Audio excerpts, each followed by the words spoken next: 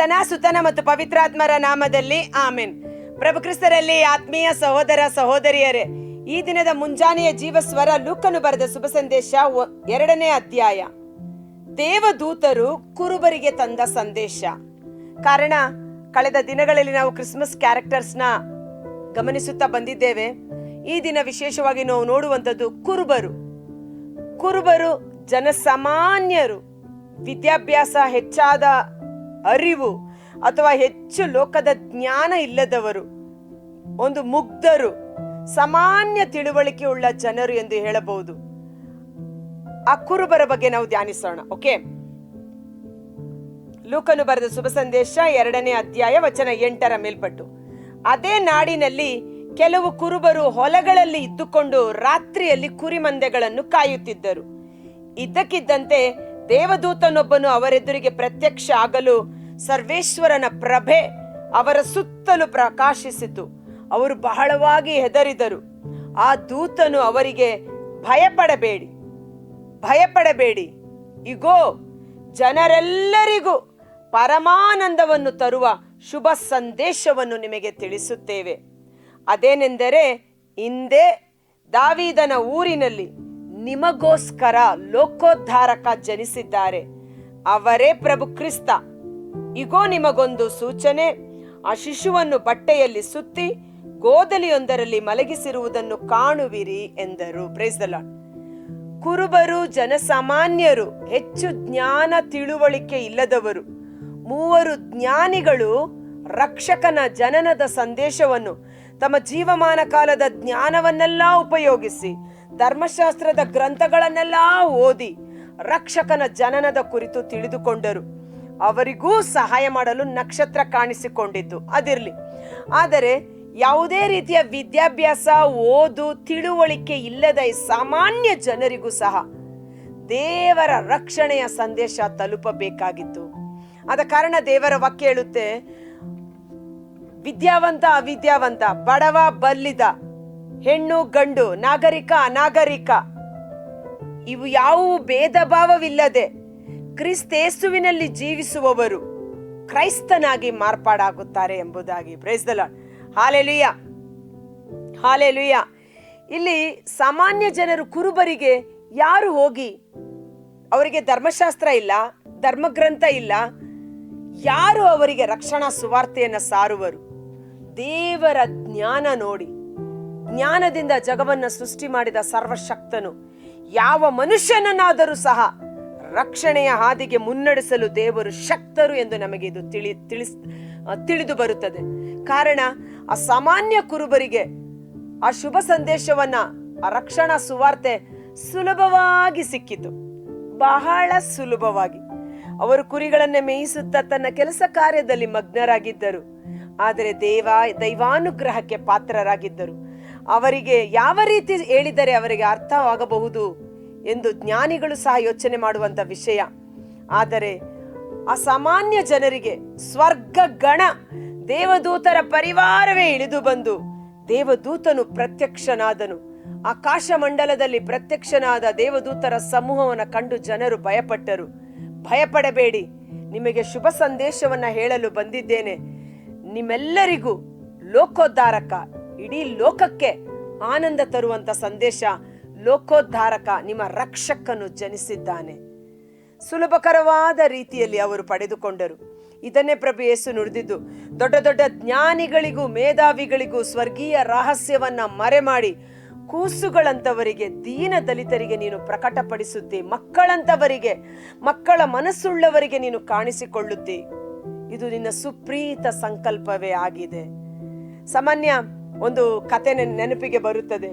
ಒಬ್ಬ ಫಾರಿನ್ನಿಂದ ಬಂದಂತ ವ್ಯಕ್ತಿ ಕೋಟು, ಸೂಟು, ಬೂಟು ಎಲ್ಲ ಹಾಕಿಕೊಂಡು, ಕೈಯಲ್ಲಿ ದೊಡ್ಡ ಲ್ಯಾಪ್ಟಾಪ್ ಎಲ್ಲ ಇಟ್ಕೊಂಡು, ಅವನು ಒಂದು ಹಳ್ಳಿಯಲ್ಲಿ ಪ್ರಯಾಣ ಮಾಡುವಾಗ ಒಂದು ನದಿಯನ್ನ ದಾಟಬೇಕಾಗಿತ್ತು. ಈ ದಡದಿಂದ ಆ ದಡಕ್ಕೆ ಹೋಗಬೇಕಾಗಿತ್ತು. ಈ ನದಿ ಅಥವಾ ಹಳ್ಳಿಗಳ ಕಡೆ ನಾವು ದೊಡ್ಡ ದೊಡ್ಡ ಬೋಟ್ ಸಹ ನೋಡೋದಿಲ್ಲ. ಈ ತೆಪ್ಪದಲ್ಲಿ ಕುಳಿತುಕೊಂಡು ಒಬ್ಬ ವ್ಯಕ್ತಿ ಈ ದಡದಿಂದ ಆ ದಡಕ್ಕೆ ಕರೆದುಕೊಂಡು ಹೋಗಿ ಸೇರಿಸ್ತಾ ಇರ್ತಾರೆ. ಸೊ ಈ ತೆಪ್ಪದಲ್ಲಿ ಕುಳಿತಿರುವ ವ್ಯಕ್ತಿ ಹೇಗಿರ್ತಾನೆ? ಅವನು ಹಗಲಿರುಳು, ಬಿಸಿಲು, ಮಳೆ, ಚಳಿ ಎನ್ನದೆ ಕೆಲಸ ಮಾಡುವವನು. ಬಟ್ಟೆ ಸಹ ಸರಿಯಾಗಿ ಧರಿಸಿಕೊಂಡಿರೋದಿಲ್ಲ, ವಿದ್ಯಾಭ್ಯಾಸ ಇರೋದಿಲ್ಲ. ಅವನಿಗೆ ಆ ನದಿಯ ನೀರು ತನ್ನ ಹಳ್ಳಿಯ ಜೀವನ ಬಿಟ್ಟರೆ ಪ್ರಪಂಚದ ಗಂಧವೇ ಇರುವುದಿಲ್ಲ. ಆ ರೀತಿ ಜೀವಿಸ್ತಾ ಇರ್ತಾರೆ. ಹೀಗಿದ್ದ ವ್ಯಕ್ತಿಯ ಬಳಿ ಆ ಸೂಟು ಕೋಟು ಎಲ್ಲ ದೊಡ್ಡ ಒಂದು ಜ್ಞಾನಿ ಸ್ಕಾಲರ್ ಆಗಿ ಹೋದಂತ ವ್ಯಕ್ತಿ ನನ್ನನ್ನು ಈ ದಡದಿಂದ ಆ ದಡಕ್ಕೆ ಸೇರಿಸು ಎನ್ನುವಾಗ ಆ ತೆಪ್ಪದಲ್ಲಿ ಕುಳ್ಳಿರಿಸಿಕೊಂಡು ಹೋಗ್ತಾ ಇರ್ತಾರೆ. ಅವಾಗ ಆ ಸೂಟು ಬೂಟು ಧರಿಸಿದಂತ ವ್ಯಕ್ತಿ ಆ ಮನುಷ್ಯನನ್ನ ಕೇಳುತ್ತಾನೆ, ನಿನಗೆ ಇಂಗ್ಲಿಷ್ ಬರುತ್ತದಾ ಎಂದು. ಆ ಮನುಷ್ಯ ಹೇಳ್ತಾನೆ, ಇಲ್ಲ ಸ್ವಾಮಿ, ನನಗೆ ಇಂಗ್ಲಿಷ್ ಬರುವುದಿಲ್ಲ, ನನಗೆ ಆ ಭಾಷೆಗಳೇ ಗೊತ್ತಿಲ್ಲ ಎಂದು ಹೇಳುತ್ತಾನೆ. ನಿನಗೆ ಲ್ಯಾಪ್ಟಾಪ್ ಇದೆಯಾ, ಮೊಬೈಲ್ ಫೋನ್ ಇದೆಯಾ? ಇಲ್ಲ ಸ್ವಾಮಿ, ನಮಗೆ ಇಲ್ಲಿ ಈ ಒಂದು ನದಿಯ ಜೀವನದಲ್ಲಿ ಬರುವ ಹಣಕಾಸು ನಮ್ಮ ಜೀವನದ ಆಹಾರಕ್ಕೆ ಆಧಾರ, ಇದ್ಯಾವುದೂ ನನ್ನ ಬಳಿ ಇಲ್ಲ. ಏನು ನೀನು ಇಂಥ ಬಟ್ಟೆ ಧರಿಸಿದ್ಯಾ? ನನ್ನ ವಸ್ತ್ರ ನೋಡು, ನನ್ನ ಅಲಂಕಾರ ನೋಡು, ನನ್ನಲ್ಲಿರುವ ಮೊಬೈಲ್ ಫೋನ್ ನೋಡು, ನನ್ನ ಲ್ಯಾಪ್ಟಾಪ್ ನೋಡು, ಇಡೀ ಪ್ರಪಂಚದ ಸುದ್ದಿ ನನ್ನ ಕಣ್ಣ ಮುಂದೆ ಇದೆ, ಇಡೀ ಪ್ರಪಂಚದ ಜ್ಞಾನ ಇದರಲ್ಲಿ ಅಡಗಿದೆ ಎಂದು ಬಹಳವಾಗಿ ತನ್ನನ್ನೇ ತಾನು ಹೆಚ್ಚಿಸಿಕೊಂಡ. ಇವನು ಏನು ಹೇಳುತ್ತಿದ್ದಾನೆಂಬುದೇ ಆ ತೆಪ್ಪ ಓಡಿಸುವ, ಆ ಬೋಟ್ ಓಡಿಸುವ ವ್ಯಕ್ತಿಗೆ ಅರ್ಥನೇ ಆಗ್ತಾ ಇರಲಿಲ್ಲ. ಕೊನೆಗೆ ಸ್ವಲ್ಪ ಸಮಯದ ಮಧ್ಯದಲ್ಲಿ ಇವರ ತೆಪ್ಪ ಮಧ್ಯ ಭಾಗಕ್ಕೆ ಹೋಗುತ್ತಿರುವಾಗ ಜೋರು ಬಿರುಗಾಳಿ ಪ್ರವಾಹ ಸ್ಟಾರ್ಟ್ ಆಗುತ್ತೆ. ಆ ತೆಪ್ಪ ಓಡಿಸುವವನು ಕೇಳುತ್ತಾನೆ, ನೀವು ದೊಡ್ಡ ದೊಡ್ಡ ವಿಷಯಗಳು ನನಗೆ ಗೊತ್ತು ನನಗೆ ಗೊತ್ತು ನನಗೆ ಗೊತ್ತು ಎಂದು ಹೇಳಿದ್ದೀರಿ, ಒಳ್ಳೆಯದು. ನಿಮಗೆ ಈಜಾಡಲು ಬರುತ್ತದಾ, ಸ್ವಿಮ್ಮಿಂಗ್ ಬರುತ್ತದಾ ಎಂದು ಕೇಳುತ್ತಾನೆ. ಆತ ಅವ ಕೇಳ್ತಾನೆ, ಈಜಾಡುವುದಾ? ಛೆ, ಅದು ನನಗೆ ಗೊತ್ತಿಲ್ಲಪ್ಪ. ನನ್ನ ಹತ್ರ ಹಣಕಾಸಿದೆ, ನಾನು ಎಲ್ಲ ಸಂಪಾದನೆ ಮಾಡಿಟ್ಟಿದ್ದೀನಿ, ನಾನು ಎಲ್ಲಿ ಬೇಕಾದ್ರೂ ಹೋಗಬಹುದು ಅಂತ. ಆಗ ಆತ ಹೇಳ್ತಾನೆ, ನೀವು ಎಲ್ಲವನ್ನ ಸಂಪಾದನೆ ಮಾಡಿಟ್ಟುಕೊಂಡಿದ್ದರು ಈ ಸಮಯಕ್ಕೆ ನಿಮಗೆ ಈಜು ಬಾರದೇ ಇರುವ ಕಾರಣ ನಿಮ್ಮ ಪ್ರಾಣವನ್ನೇ ನೀವು ಕಾಪಾಡಿಕೊಳ್ಳಲು ಸಾಧ್ಯವಾಗುತ್ತಿಲ್ಲವಲ್ಲ. ನನಗೆ ಪ್ರಪಂಚದ ದೊಡ್ಡ ದೊಡ್ಡ ವಿಷಯಗಳು ಏನೂ ಗೊತ್ತಿಲ್ಲ, ಆದ್ರೆ ಈಜಾಡುವುದು ನನಗೆ ಚೆನ್ನಾಗಿ ಗೊತ್ತಿದೆ. ನನ್ನ ಪ್ರಾಣವನ್ನ ರಕ್ಷಣೆ ಮಾಡುವ ಮಾರ್ಗವನ್ನ ನಾನು ಅರಿತುಕೊಂಡಿದ್ದೇನೆ ಎಂದು ಹೇಳಿ ಮುಗಿಸುವಷ್ಟರೊಳಗೆ ಜೋರು ಪ್ರವಾಹ ಬಂದು ಆ ತೆಪ್ಪ ಮುಳುಗಿ ಹೋಯ್ತು.